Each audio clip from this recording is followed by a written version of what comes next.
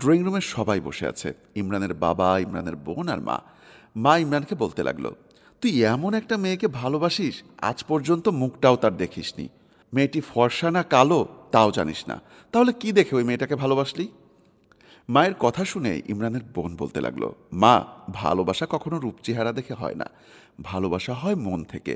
ভাইয়া যেহেতু ওই মেয়েকে ভালোবেসেছে, বিয়ে করতে চায়, তাহলে আমাদের অসুবিধা কিসের?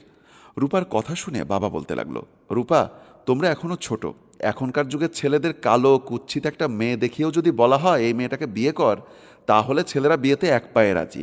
আমরা বাবা মা হয়ে একটা মেয়েকে না দেখে শুনে কিভাবে আমার ছেলের বউ করে আনি?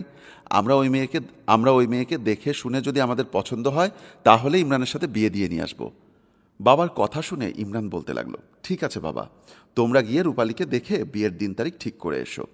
নতুন বউসহ ড্রয়িং রুমে সবাই বসে আছে, কারো মুখে কোনো কথা নেই। ইমরান রেগে আগুন হয়ে বলতে লাগলো, আজ বুঝতে পেরেছি, সেদিন আমার মা বাবা তোমাকে যখন দেখতে চেয়েছিল, তোমার ফ্যামিলির সবাই বলেছিল আমি তোমাকে ভালোবাসি, তুমিও আমাকে ভালোবাসো। আমাদের ভালোবাসা মেনে নিয়ে বাবা সেদিন বিয়ে ঠিক করেছিল।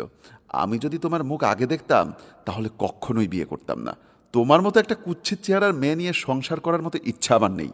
তোমরা আমাদের সঙ্গে চিটিং করেছো, এই মুহূর্তে আবার বাড়ি থেকে বের হয়ে যাও।